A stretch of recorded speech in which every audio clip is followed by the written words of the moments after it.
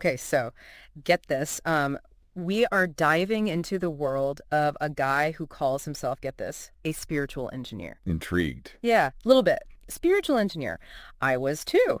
This is Dr. Anil Rajvanshi, Right. a Padma Shri awardee, and IIT Kanpur grad who took like a very different path. Yeah, you see, instead of chasing, I mean, he could have had, a high-flying career in the U.S. after his PhD, which he totally could. He came back to India, Yeah. set up shop at the Yimkar Agricultural Research Institute, that's NARI, in Phaltan, Maharashtra, Okay. which is rural. Not exactly where you'd think, cutting-edge tech would be brewing, Right. Yeah. but it is. That's interesting. So he went rural. He did, yeah. And his innovations are things that impact millions of people. Absolutely. For real. Like electric rickshaws, Yeah, which you see everywhere now. everywhere. That was him. Yep. Biomass power plants using ethanol as fuel, even the idea of rural restaurants like Ami's Kitchen. Right. This guy's like a powerhouse. The list goes on and on and on. So how did this all come to be? Yeah, well, I mean, we're talking, Bell Labs, Solar Energy Research Institute, even offers from IIT Bombay, Tata, like all on the table, back in 1981. He could have had it all. Wow. Okay, so he had all of these opportunities, Yeah. but he felt this pullback to India, this Junoon. That's passion, Right. right? Passion for his country, yeah. For his country, yeah.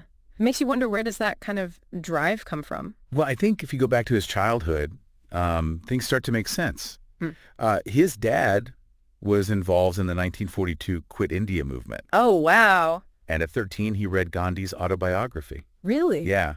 So imagine the impact of that at that age, right? Yeah, 13. Yeah. It's huge. So those early experiences really shaped him, almost like planting the seeds for a life dedicated to social good. Yeah, absolutely. It's all connected.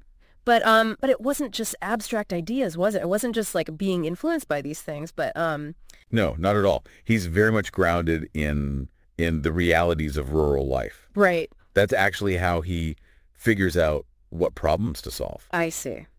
So, you take the NARI lantern, for example. Okay.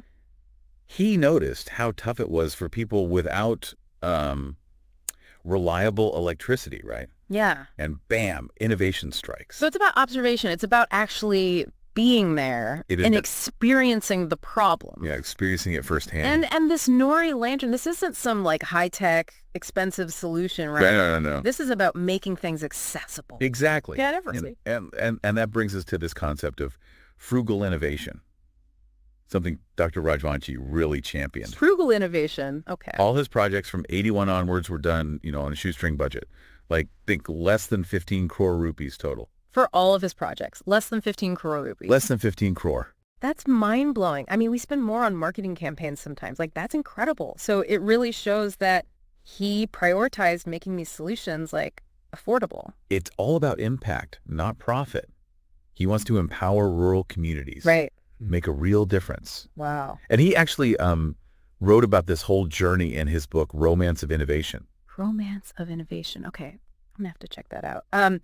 So this spiritual engineer thing, what is that all about? Like, I'm getting this picture of, a super practical guy, deeply connected to India's needs, but where does the spiritual part come in? It's not what you'd typically expect, is it? But for him, it's about developing what he calls a powerful mind through things like meditation. Okay. He believes that gives you the clarity and insight that you need for deep analysis and problem solving. So it's not about like renouncing the world or anything like that. Right. It's about using those practices to actually become more effective. Yeah, exactly. He sees spirituality as a tool, a way to enhance your abilities, not something that holds you back. Interesting. And it's actually a core part of how he approaches innovation. So it's almost like spirituality fuels the innovation. I think that's a great way to put it. Yeah. It's not about separating the two. Mm-hmm. It's about letting them work together. I see, yeah.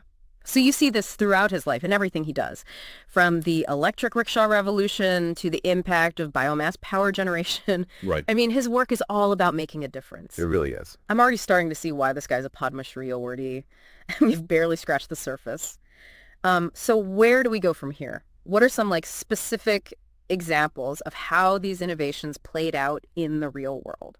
Let's start with the electric rickshaw. Yeah. You can't imagine India without them today.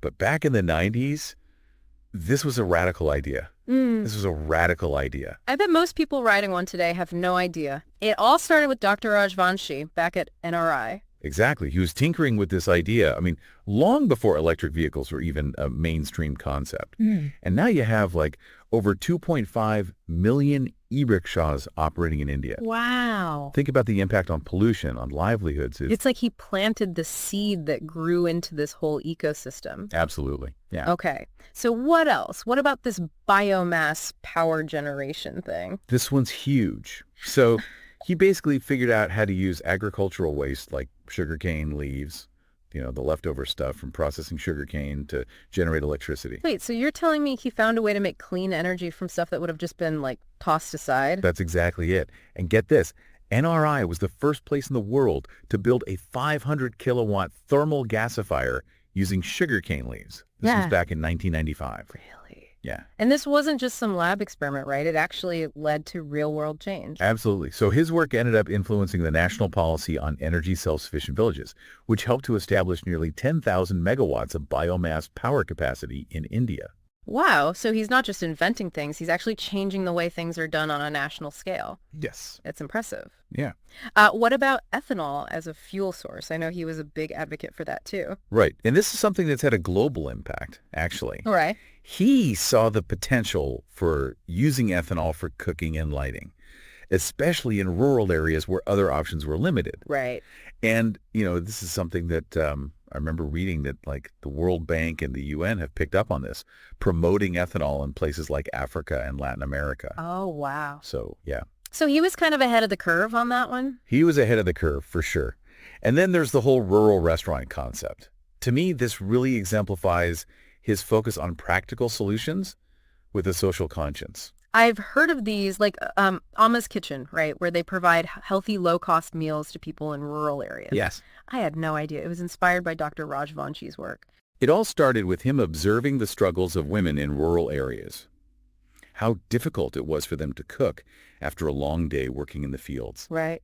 He saw the toll it took on their health and the well-being of their families. So his solution was to basically create like affordable restaurants right there in the villages. Exactly. Kind of brilliant when you think about it. Simple, yet incredibly effective. Yeah. And now you have programs like Amma's Kitchen and Tamil Nadu and Shiva Bhojan in Maharashtra that are serving millions of meals every year. Mm-hmm. It's amazing to see how a single idea born out of empathy and observation can have such a ripple effect. It really makes you wonder what other simple but powerful solutions are out there just waiting to be discovered. I know, right? So all of this ties back to his philosophy as a spiritual engineer, right? Exactly. And this is where things get really intriguing. Remember how we talked about the powerful mind? Yeah, the idea that meditation and spirituality can actually help you become a better problem solver. I'm still trying to wrap my head around that one. I know. It's a bit unconventional, I'll admit. Mm-hmm. But he believes that these practices allow you to tap into a deeper level of awareness, which in turn leads to greater clarity and insight. It's about connecting to a higher purpose, finding inspiration beyond the material world. So it's not just about sitting on a mountaintop and chanting Om. Right. It's about using those practices to fuel your creativity and innovation. Exactly. It's almost like a secret weapon. It is. He even calls it a new paradigm for development. Oh, yeah. One that prioritizes not just material progress, but also happiness and inner fulfillment. Right, right. He wrote extensively about this, exploring this intersection of spirituality, technology, and sustainability. And I can see how that would be appealing, especially in today's world where we're constantly bombarded with messages about success and consumption. It's almost radical to suggest that there's a different way. It is radical, but also incredibly inspiring. Yeah. He challenges us to think differently about what it means to be successful, to be fulfilled. And he shows us that it's possible to create real change in the world while staying true to our values. So where do we, as listeners, go from here? It's one thing to be impressed by Dr. Rajvanshi's achievements, but how can we apply this to our own lives? I mean, I'm not building any biomass power plants anytime soon. That's a great question, and it's something that Dr. Rajvanshi himself addressed. He was a big believer in sharing his knowledge and inspiring others to make a difference, no matter how big or small. So what you're saying is that we don't all have to become spiritual engineers to make an impact. Right. There are practical things we can learn from him, even if we're not scientists or inventors. Absolutely. He believed that everyone has the potential to make a difference, and he outlined some like key principles that can guide us on that journey. I'm all ears. Tell me about these life lessons. What were some of the things he emphasized? Well, one of the biggest things he stressed was becoming fearless. He believed that fear holds us back from pursuing our passions and making a real difference. So it's not about being reckless. Mm. It's about not letting fear paralyze you, right? I can see how that would be crucial, especially when you're trying to do something innovative or unconventional. Exactly. He was all about taking calculated risks, trusting your intuition, and not being afraid to fail. He believed that you learn more from your failures than your successes. That's a good point. It's easy to get caught up in that, like, fear of making a mistake. But maybe that's actually where the real growth happens. He also talked a lot about the importance of listening to your inner voice, that gut feeling that tells you what you're truly passionate about. He believed that's where your purpose lies, and aligning your actions with that purpose is key to a fulfilling life. So it's not just about finding any job or any cause. It's about finding something that, like, resonates with you deeply, something you can really pour your heart into. Yes, and for him, that meant thinking about India, about how he could contribute to making his country a better place. He had this strong sense of social responsibility, a belief that we all have a role to play in creating a better future. And it wasn't just about grand gestures or big projects, right? He believed that even small contributions could make a difference. Absolutely. He emphasized the importance of giving back to society, even if it's just dedicating a small percentage of your time or resources. He believed that collective action, everyone doing their part, could have a huge impact. That's a powerful idea. It makes it feel less overwhelming. Like we can all contribute in our own way without having to be superheroes or anything. Another thing he stressed was humility. He believed that it's important to recognize that we are part of something bigger than ourselves and that our contributions, while important, are just one piece of the puzzle. So it's not about seeking recognition or praise. It's about working together towards a common goal. And that ties back to the idea of not pulling others down, right? Exactly. He was a big believer in healthy competition, pushing yourself to be your best, but never at the expense of others. He believed that we should all strive for excellence in our own fields and support each other along the way. It's about creating like a positive and collaborative environment where everyone can thrive, which is a refreshing perspective in a world that often feels very cutthroat and competitive. He also emphasized the importance of gratitude, of appreciating those who have helped us along the way. He believed that cultivating a sense of thankfulness helps us to stay grounded and connected to the people around us. Yeah, I can see how that would make a difference in your outlook and your overall happiness. It's easy to get caught up in the grind and forget to appreciate the good things and the people who support us. He also believes in the power of continuous learning and curiosity. He was a lifelong learner himself, always exploring new ideas and seeking out new knowledge.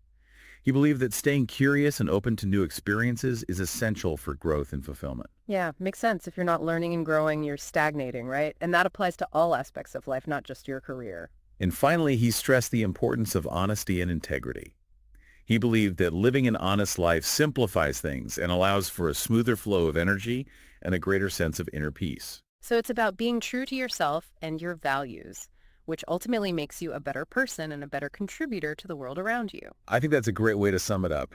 His life was a testament to these principles, and his story is a powerful reminder that we all have the potential to make a meaningful impact. It's inspiring to see someone who not only achieved so much, but also lived their life with such purpose and integrity.